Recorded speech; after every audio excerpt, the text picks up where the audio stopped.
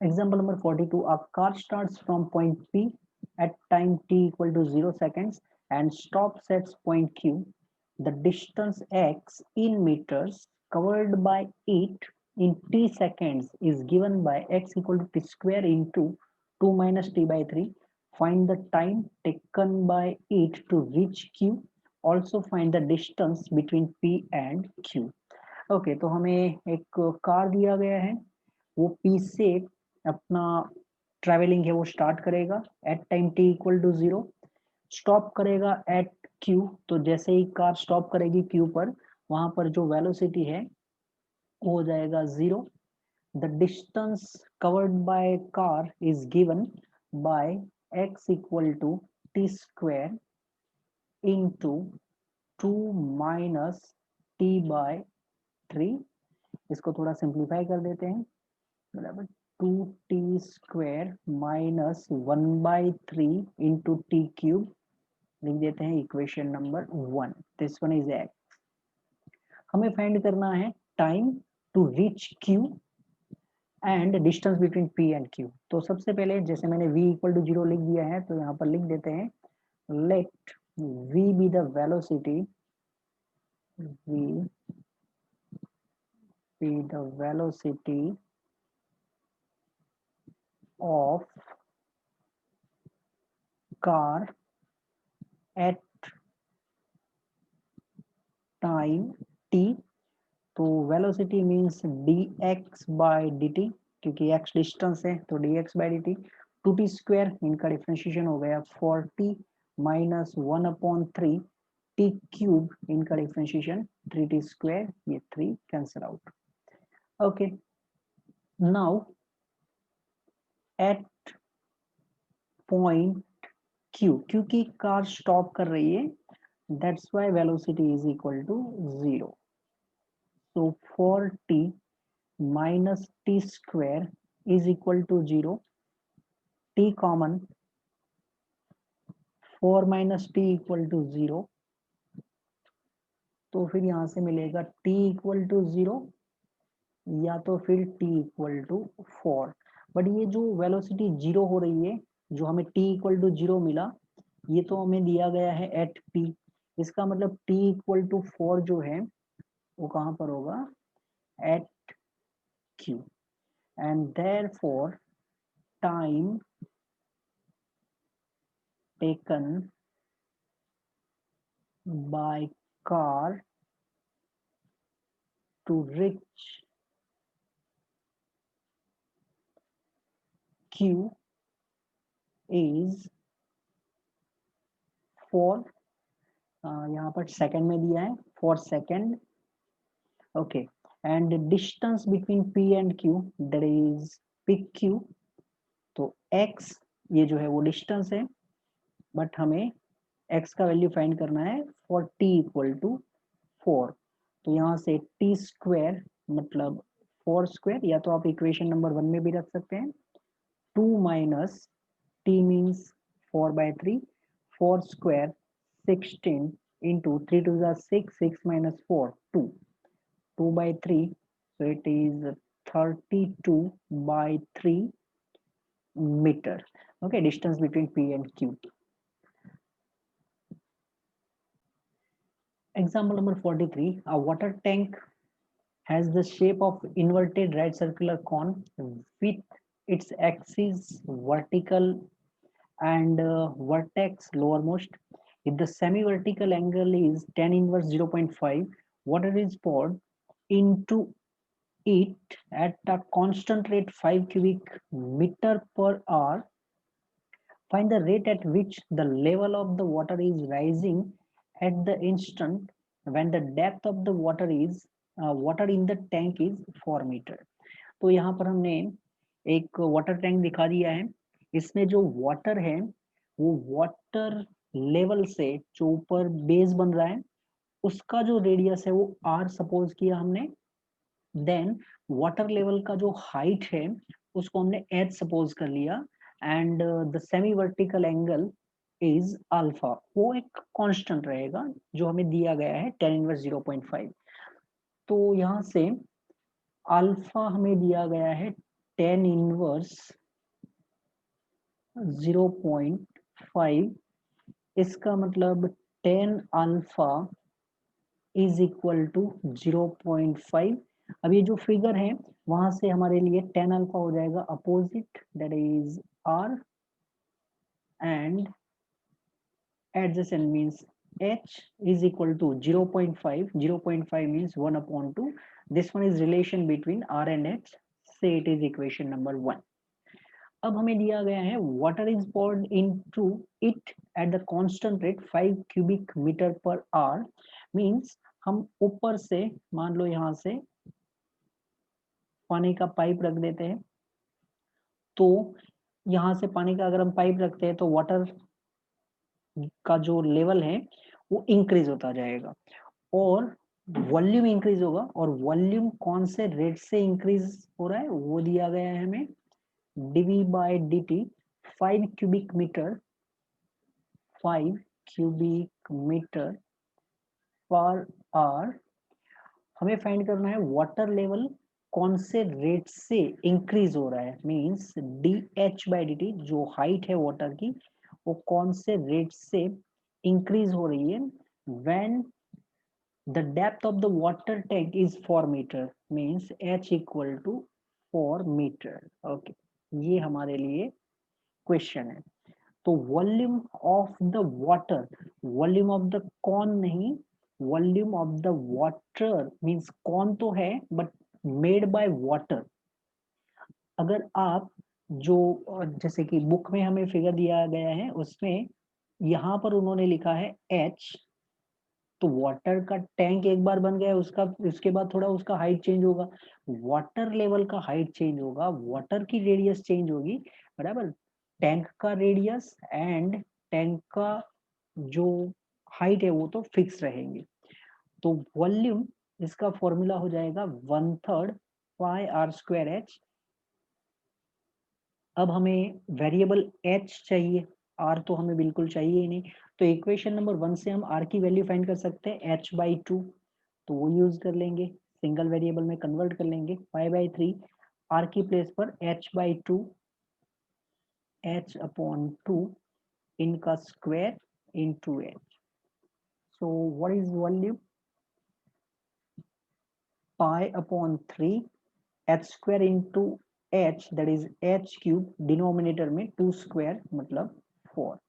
अब डिफरेंशिएट कर लेते हैं विद रिस्पेक्ट टू टाइम, तो dv by dt is equal to pi/3 4 12 h cube, इनका डिफरेंशिएशन हो गया 3h स्क्वायर, h का differentiation with respect to time dh by dt। dv by dt is given 5, यहाँ से हम कट कर सकते हैं ये 4 means pi/4, then into h का वैल्यू भी हमें दिया गया है 4 मीटर, तो ये हो गया 4 square into dh by dt, one time 4 cancel, so it is 5/4 pi is equal to dh by dt। यहाँ पर यूनिट होगा metre per hour. Okay, so water level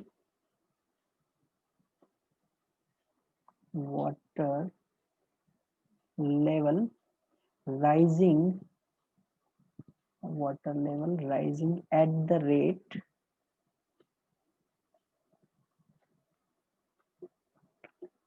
5/4 pi metre per hour. आप चाहे तो पाई का value use कर सकते हैं।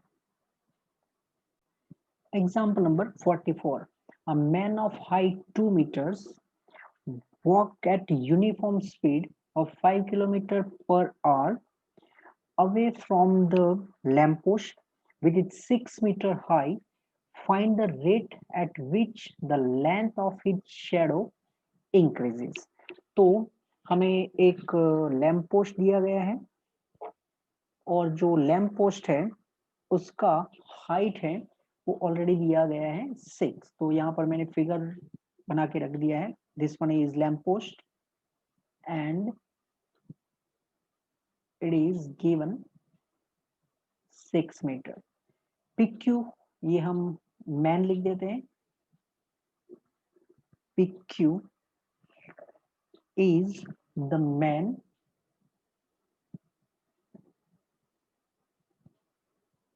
बराबर।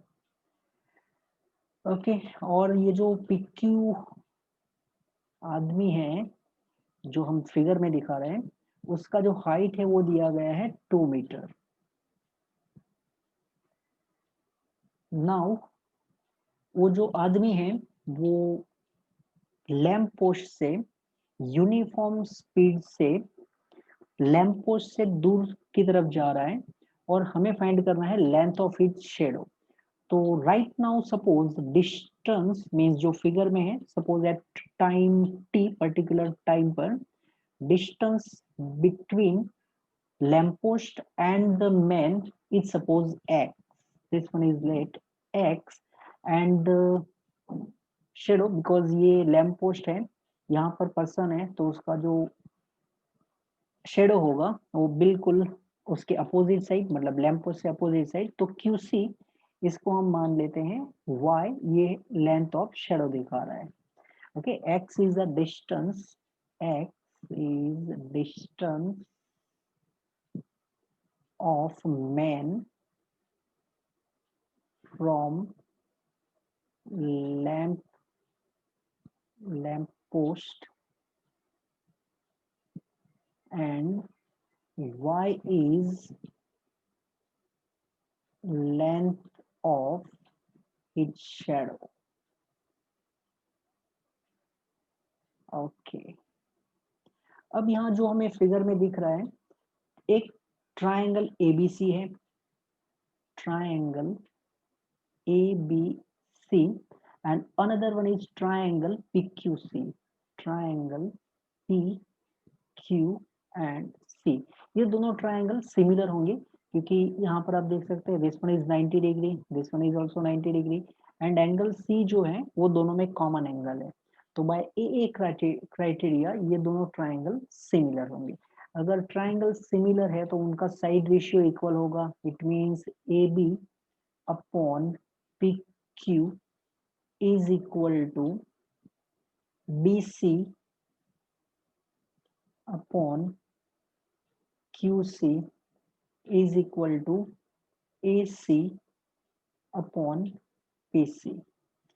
AB given 6, PQ ये भी दिया गया है 2, B से C का डिस्टेंस, तो फिगर से आपको B से C का डिस्टेंस दिख रहा है x प्लस वाई बराबर, B से Q का x है और Q से C वो हमने y सपोज किया है, तो BC हो जाएगा x plus y, that you can see from figure, and Q से C का डिस्टेंस वो हमने y सपोज कर लिया है।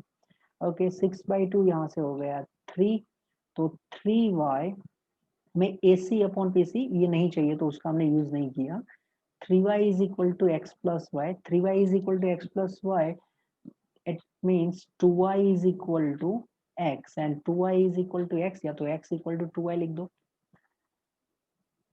ओके, अब हमें जो पर्सन है वो लैंप पोस्ट से दूर जा रहा है और उसका स्पीड दिया गया है, मींस dx/dt इज गिवन। तो यहाँ से हम डिफरेंशिएट कर लेते हैं with respect to time, dx/dt, तो ये हो गया 2 टाइम्स dy/dt। स्पीड आपको ऑलरेडी दिया गया है बराबर, यूनिफॉर्म स्पीड दिया गया है, तो dx/dt is given 5 is equal to 2 times dy/dt and therefore dy/dt is equal to 5/2 metre, और यूनिट क्या दिया गया है, so it is I think yeah 2 metre है and unit kilometre per our दिया गया है। ओके, सो 5/2, अब यूनिट हमें फाइंड करना पड़ेगा 5/2, this one is kilometre per hour ही दिया गया है, चलो ओके किलोमीटर पर आवर कर देते हैं। तो sentence length of shadow, length of shadow change at the rate 5/2 kilometre per hour. Okay, अब आते हैं एग्जाम्पल नंबर 45 पर। तो यहाँ पर हमें फिगर नहीं ड्रॉ करना है, ऐसे इक्वेशन खत्म करना है। Find the equation of normal, हमें नॉर्मल का इक्वेशन फाइंड करना है to the curve x² equal to 4y। तो कर्व का इक्वेशन तो दिया गया है हमें x² is equal to 4y, this one which passes through the point 12। Okay, अब नॉर्मल जो है वो पॉइंट 12 से पास हो रहा है। इसमें कहीं पर ऐसा नहीं लिखा है कि normal at, means figure wise ये कैसे होगा, x² इक्वल टू 4y है, x² इक्वल टू 4y, तो कुछ पैराबोला है symmetric to y axis, vertex 0 0 है, ये हमारे लिए है x² इक्वल टू 4y। मान लो कि यहाँ पर एक पॉइंट है P और पॉइंट P पे आपने नॉर्मल ड्रॉ किया, normal means it is perpendicular to tangent at point P। Point P पे आप टेंजेंट ड्रॉ करो और उसको परपेंडिकुलर एंड P से जो पास होती है ऐसी लाइन, इसको हम बोलते थे नॉर्मल। तो ये नॉर्मल है और नॉर्मल जो है वो पास हो रहा है पॉइंट 1,2 से। तो पॉइंट 1,2 जो है वो कर्व पे नहीं है, नॉर्मल वहां से पास हो रहा है, बस इतना दिया गया है। हमें इक्वेशन फाइंड करना है। तो हमने कौन से पॉइंट पे नॉर्मल ड्रॉ किया है, एट विच पॉइंट वो नहीं दिया गया है, तो वो सपोज कर लेते हैं let P H, K belongs to x² equal to 4y। ये हमने एक पॉइंट सपोज कर लिया ऑन कर्व। अब point is on curve, it means h² is equal to 4k, say it is equation number 2। now x² equal to 4y, x² is equal to 4y, अगर हम differentiate कर लेते हैं तो x² का डिफरेंशिएशन होगा 2x, 4 y का differentiation dy by dx, and therefore dy by dx is equal to x by 2, बराबर 2x by 4 means x by 2। this one is slope of tangent, this one is slope of tangent at any point। हमें तो slope of normal चाहिए, तो therefore slope of normal is equal to -2 by x, but again it is slope of normal at any point। हम कहाँ पर draw कर रहे हैं, एट पॉइंट h, k। हम जो नॉर्मल ड्रॉ करेंगे वो h, k पर नॉर्मल ड्रॉ करना चाहते हैं। तो यहाँ पर लिख देते हैं therefore slope of normal at P h, k is equal to -2 by h। अब यहाँ पर आप फिगर में देख सकते हैं कि जो हमारा नॉर्मल है वो एक तो P से पास हो रहा है, साथ में एक और पॉइंट दिया गया है 1,2, इसको बोल देते हैं A। तो ये जो स्लोप ऑफ नॉर्मल मिला हमें -2 by h, it is same as slope of AP from figure, बराबर। तो यहाँ से हम लिख देते हैं therefore slope of, figure draw किया है वहां से लिख रहे हैं हम slope of AP is -2 by h, क्योंकि वही हमारे लिए नॉर्मल है।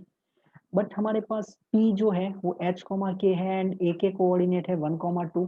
तो वहां से हम स्लोप फाइंड कर सकते हैं using 2 point form, and it is 2 minus k upon 1 minus h is equal to -2/h, right. अब हमें h एंड k की वैल्यू चाहिए, तो h एंड k की वैल्यू फाइंड करने के लिए h² इक्वल टू 4k हमारे पास है, ये हमने इक्वेशन नंबर 2 दिया है, h² इक्वल टू 4k, इसका यूज कर लेंगे। तो for that 2 minus k into h equal to, लिख सकते हैं हम -2 into 1 minus h, so 2 minus k की प्लेस पर h² अपॉन 4 कर देते हैं, h² अपॉन 4 इंटू h, यहाँ पर हो जाएगा -2 minus minus plus 2h, left side में 2 into h minus h³ upon 4 is equal to -2 plus 2h, दोनों साइड से 2h कैंसिल आउट कर सकते हैं, and therefore -h³ equal to -8, that is h³ equal to 8, h³ equal to 8, so h equal to 2, और अगर h 2 है तो फिर from equation number 2, 2 square is equal to 4k, 2 square equal to 4k means k equal to 1। तो यहाँ से आपको point पता चल चुका है, अब जो हमने पॉइंट लिखा था h, k, h का वैल्यू हमें मिला है 2 एंड k का वैल्यू मिल चुका है 1। स्लोप जो हमने लिखा था -2/h, तो स्लोप के लिए मैं m यूज कर देता हूँ, -2 अपॉन h था which is -2, h का वैल्यू हमने फाइंड किया है 2, okay, so it is -1, and therefore using point slope form y-1, ये जो हमारा पॉइंट है y-1 upon x-2 is equal to -1, so you can say y-1 equal to -x minus minus plus 2, so it is x plus y equal to 3. This one is equation of normal passing through the point 1, 2. Example number 46, find the equation of tangents, means more than one हो सकता है, to the curve y is equal to cos x plus y, where -2 pi less than or equal to x less than or equal to 2 pi, that are parallel to the line x plus 2y equal to 0, means हमें curve दिया गया है y is equal to cos of x plus y, okay. Equation number 1 दे देते हैं, यहाँ पर हमें x में दिया गया है रेंज जो है वो -2 पाई से 2 पाई x की वैल्यू के लिए, ओके। एंड टेंजेंट हमें फाइंड करने हैं parallel to the line, means tangent is parallel to the line x plus 2y equal to 0। तो टेंजेंट जो होता है उसका स्लोप हम बोल देते हैं divide by d x, and line जो है x plus 2y equal to 0, इसका स्लोप हम -a/b लिखते हैं, तो माइनस x का कोएफिशिएंट 1 एंड y का कोएफिशिएंट 2, क्योंकि हम अगर लाइन का इक्वेशन दिया जाता है ax plus by plus c equal to 0, तो इस लाइन का स्लोप हम लिखते हैं -a/b, ओके। अब y equal to cos of x plus y दिया गया है, तो यहाँ से हम डिफ्रेंशिएट करके भी कर्व का स्लोप फाइंड करेंगे, तो y is equal to cos of x plus y, so divide by d x, सबसे पहले कॉस का डिफ्रेंशिएशन होगा minus sine x plus y, और फिर एंगल x प्लस वाई का डिफ्रेंशिएशन, तो x का 1 और y का differentiation divide by d x. But हमें dy बाई डी एक्स का वैल्यू ऑलरेडी दिया गया है -1/2, तो उसका यूज कर लेते हैं यहाँ पर। -1/2 is equal to minus of sine x plus y into 1, dy by d x का वैल्यू है 1/2, तो -1/2 इज इक्वल टू माइनस 1 - 1/2 1/2 होगा into sine of x plus y. तो -1/2 -1/2 कैंसिल करने पर 1, तो sine of x plus y 1 है।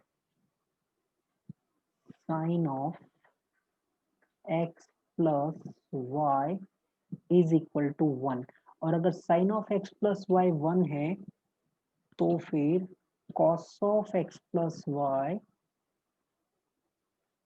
ये हो जाएगा 0। ओके, क्योंकि साइन का वैल्यू 1 है तो कॉस का वैल्यू डेफिनेटली 0 होगा। Okay, cos of x plus y 0 है, तो from equation number 1 what is y, तो y is equal to cos of x plus y, and cos of x plus y is 0। हमें x and y दोनों चाहिए, तो यहाँ से हमें y का वैल्यू तो मिल चुका है।